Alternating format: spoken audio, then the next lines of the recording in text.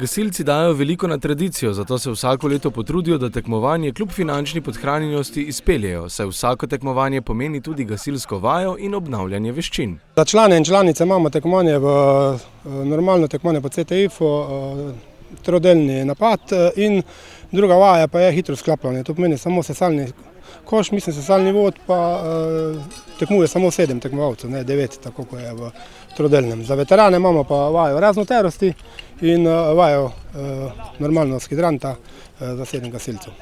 Prostovoljno gasilsko društvo Vuzenica pa že 30 let sodeluje s prostovoljnim gasilskim društvom Dekani. Začeli smo že 5 let praktično prej, tako da uradno je že 35 let. Bilo je tako naključno srečanje, tudi eno tekmovanje v Vuhredu, kjer so se Dekančani udeležili in niso imeli kje prespati. In so potem naš prijatelj, ko je živi v Dekanih, je njim uredil stanovanje pri nas in tako se je začelo prijateljstvo. Potem smo sklenili pobratenje in to traja zdaj že res 30 let, tako da tudi generacije so se že menjale.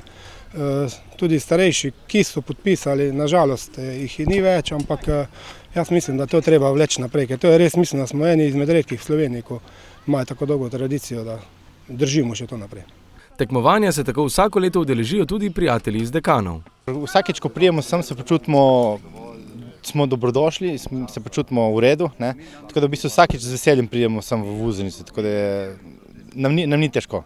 Kljub temu, da gre za tradicijo in ohranjanje prijateljskih vezi, gasilci tekmovanje jemljejo precej resno. Ekipe se še kar dosti pripravljajo.